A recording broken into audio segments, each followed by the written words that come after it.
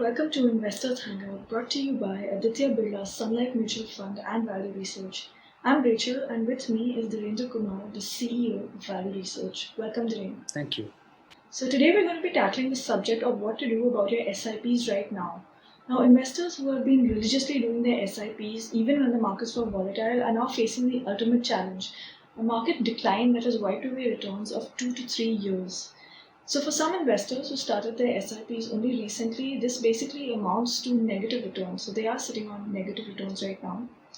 Now, no one was prepared for a crisis of this magnitude, and yet AMFI's data suggests that the equity mutual fund inflows haven't actually been hit. So while there may be a lot of negative sentiment in the markets, mutual fund investors still seem to be optimistic. So Dhirendra, what are your thoughts on this? And do SIPs still remain a valid strategy to invest in equities? Without a doubt, SIPs remain the only way because if you look at of course, this is a very inappropriate time to talking about stability and talking about the investment scenario because everything is hurt. The fixed income fund, the interest rates have come down, even the deposit rates will come down. Savings bank rate has also been cut. So in that sense, return on investment is definitely under cloud. But at the same time, this is also the time to be optimistic. One is that SIP numbers, equity inflows are up nearly by 1,000 crore in a month, which is unprecedented. A month which has been, in which equity investors witnessed the worst, blow, in which 1,000 crore more as compared to the previous month is quite a comforting thing. Is quite a contrarian thinking by Indian investors. So the belief continues. The other is that you should you really be doubtful about it. As you keep saying, you keep reinforcing, and of course, it's a very difficult time to carry the faith. But investing in equity and investing in equity through SIP, investing in equity in general is a bet on economy. And if we are optimistic over the few years that we will be will be doing well, will be doing okay, and then will be doing well, then then it's the simplest way investors can participate. And so I would say that investors can derive one consolation that if you are investing for the long run, you are buying things cheap. And that is one of the biggest reasons. And the alternatives are the outlook for other alternative is something which will not make you rich, which will not give you any meaningful return. So I would say that you don't have a choice but to carry on. And I think in few years' time we'll look back and see that this was an opportunity rather than a devastation which just continues. Right, Dhiren. And I guess right now among SIP investors, there seem to be a few, I don't know how many, who are now exploring the possibility of maybe, pausing their SIPs and making lump sum investments at this time because, they probably feel that the markets have hit bottom and they can benefit in the future from big moves now.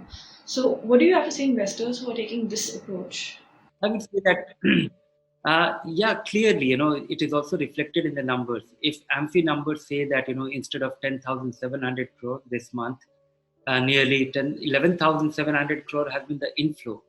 In a month which equity values have taken a 25% hit, this definitely reflects, a contrarian thinking, a belief that, the panic selling in the market will actually be followed by a panic buying, and that might be a possibility.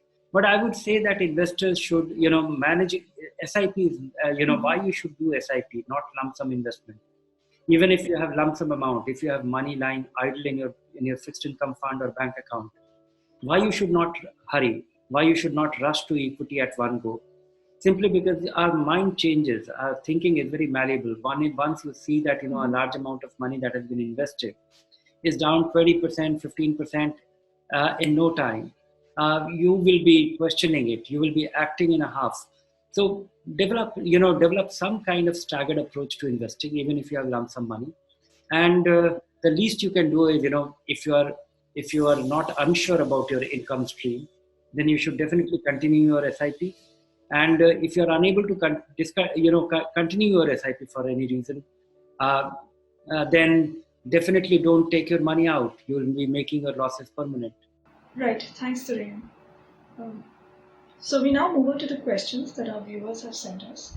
The first one comes from Radha and she says, The value of my mutual fund portfolio has fallen below my investment cost. Also, it is not possible for me to continue my SIP. Should I continue to hold on to my current investments for the next 7 to 10 years? And will I then be able to recover my investment cost and also make decent returns? Yeah, without a doubt, I think 7 to 10 years time frame. I'm hopeful that you will make decent return and not only just recover your cost.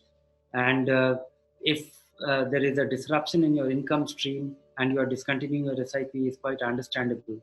But if you are getting scared by the decline in the market and you have just been put off by the scale of decline and discontinuing, don't do that. Or if you can actually scale down your SIP, if you can, then continue, because buying at these times, or continually buying at these times, you are able to lower your average cost of acquisition, which one should always do. You have bought through the high times. Why deprive yourself of the benefit of the lower prices? So, our next question comes from Manu Singh, and he says, when the market is falling like now, how should I test the funds in my portfolio? Should I compare them with their peers for only the last 2 weeks' returns? Or should I compare returns for long periods like 5 or 7 years? uh, in these times, don't compare, because the comparison, your inference will change every day. If you look at which fund went up, yesterday the value fund actually went up, and some of the growth funds did not grow, did not go up as much. So it will lead to confusion. I think this is the time to really follow your beliefs, and the beliefs, the basic principle should be that on an aggregate basis, are you holding a diversified portfolio? You will have a small cap, you'll have a mid cap, and substantial part in multi cap or large cap. It's a diversified portfolio. Different days you will have different kind of funds which will gain or lose, and by a wide margin. And every day it will be dramatically different. Times like this, it's very confusing, and I don't think there's any value in deriving an inference, or you can conclude anything. I would say that if you are diversified and if you are onto your SIP plan, or even if you have to invest lump sum, devise some method, that you will be, investing your lump sum amount over the next 6 months on a weekly basis, or 3 months on a weekly basis. You will continue your SIP. Make sure that you are able to realize the amount of money from all your investment, even at losses, so that you don't have to worry about your income, or income which has to be, or any supplementary income which you depend on for from your investments. Because if you don't have those basic foundations in place, then you will not be able to stick to your plan. So do nothing. Uh, Devise some plan which is not very erratic, and stick to it. All right. All right. So, what you were also saying is that there is quite a bit of variation in the performance of funds during this crisis because the market has taken a hit uniformly, but despite that, we are going to see a lot of variation in how Oh, it funds has not perform. taken it uniformly. If you look at the range of return, there are funds which are down by 35, 36%, and there are funds which are down only 10, 12%. Okay. And there'll be a lot of things in between. All right. And I think, we are still underway. I don't think, that for next 6 months, next 3 months, we will be, next quarterly results of the companies. We are beginning to get that. And for some of the leading companies, the situation looks pretty grim. Everybody has reported a decline in earnings. Even if some companies, particularly export-led companies, they have not. Very few companies are insulated from this, and so some companies which have not been able to, which have not reported a decline, they are actually painting a very grim picture of the outlook. And I don't know how long will it linger, and will it linger, or everything will be restored and then recur again. So we don't know any of those things. Very difficult to guess that, but I visualize that next 6 months, 9 months, things will Mhm. stabilize. And if you're investing with that 4 5 years time frame, we will look back at this as an opportunity. If you're looking at any time frame before that, uh, uh, it may not be a right place for you. You need to just make sure that you have your variables, your investment framework in place, so that you don't panic whenever we see a small decline from here on. Mhm. All right. Thanks, Elaine. So now Pramod writes in and he says, I'm 30 years old and working as a software engineer. Why shouldn't I withdraw 75% of my EPF amount, which is 5.2 lakhs, as I have this option now due to the COVID-19 disruption? I don't have a requirement of this money for the next 15 years, so should I invest it in a good multi-cap fund for the long term? Another reason I want to do this is I am not feeling right about EPF's potential to create a meaningful retirement kitty. Please share your thoughts on this and also let me know the tax implications. Uh, I agree with him that most Indians working in the private sector, they have to it's the mandatory savings which gets channelized into employee provident fund. Provident fund is dominantly a fixed income scheme. So, and most, somebody like him, Mhm. if he remains in his job, his longest term investment will be dominantly fixed income, which is not a good thing. One should be investing in equity with your long term allocation. So, from that standpoint, it might be a good idea. The other thing is that his concern about EPF. EPF might not be the most transparent, might not be the most scientific, or might not be the most well thought out thing, because the most modern thing we have is the national pension system. But EPF has not, it has not been, it is still not an option for, employees to choose NPS over EPF at their discretion, which the government has been trying to do for a while, which is more modern, transparent, ability to choose, it gives you ample flexibility with larger equity allocation for your long-term money.